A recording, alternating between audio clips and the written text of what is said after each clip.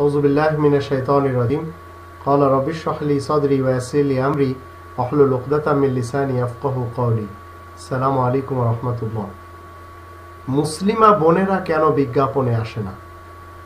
একটি কারণ, তারা শান্তি চায়, পরকাল চায়। তাই তাদের সোসাইটি নোংরাদের থেকে একেবারে আলাদা।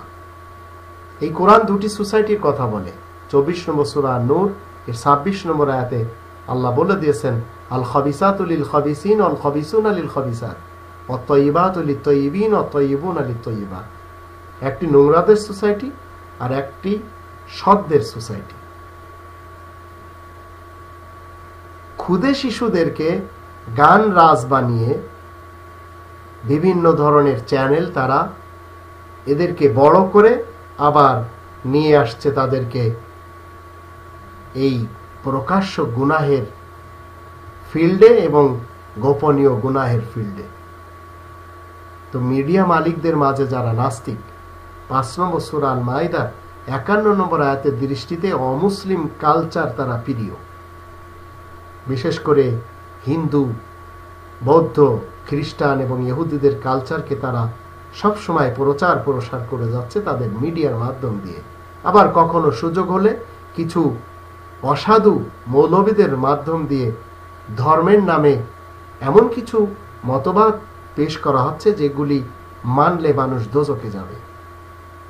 কোরআনের কথা সরাসরি কোনো মিডিয়াতে বলা হয়নি, বলা হচ্ছেও না, জানি না কখনো বলা হবে কিনা। তারা সবাই 6 নম্বর সূরা আল আনামের 151 নম্বর আয়াতের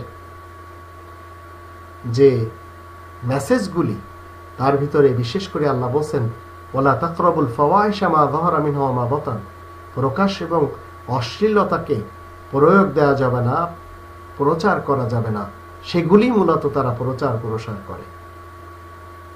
তাই মুসলিমা বোনেরা কোনোদিন বিজ্ঞাপনে আসে না, তারা কোনোদিন মিডিয়াতে বেহায়াপনা প্রচার হোক তাদের দ্বারা, এগুলি তারা ইচ্ছা করে না, চায় না, তাই তারা আসে না।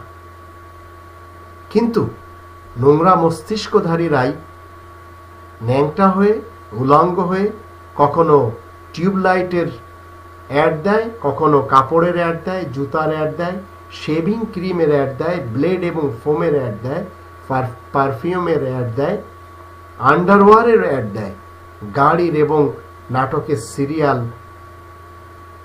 আর অন্যান্য প্রোডাক্টের অ্যাড তারা দিয়ে যাচ্ছে এবং 2 পয়সা ইনকাম করে যাচ্ছে নিজেরা উলঙ্গ হয়ে। এরা সমাজ, দেশ এবং বিশ্বকে নোংরা করে যাচ্ছে। এই নারীগুলি কেউ মুসলিমা অন্তত না।